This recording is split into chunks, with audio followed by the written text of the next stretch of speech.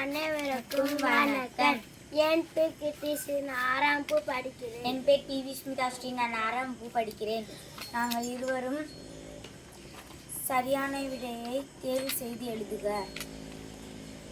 பழமையான கற்றமான சேர்த்து கற்றுக்குருவியின் சென்னை அருகில் உள்ள ஆற்றேரியாவின் இடைப்படுகிறது. சரி. பழமையான மனிதர் பயன்படுத்திய பொருள் தொழிலில் அருங்காட்சியனை பயன்படுகின்றது. தவறு. அருகில் கடற்காற்றின் முத்த சகம் நாடு முழுவதும் பயன்படுகின்றது. சரி. பழமையான கற்றல் சென்னைக்கு அருகில் உள்ள சதட்டியில் விடப்படுகிறது. சரி. பழமையான மதுரை பயன்படுத்தியது பொருள்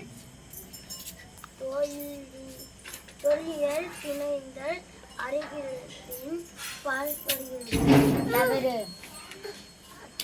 அசோதி வானத்தில் நாடு முழுவதும் பரவுகிறது. சரி. நன்றி. நன்றி.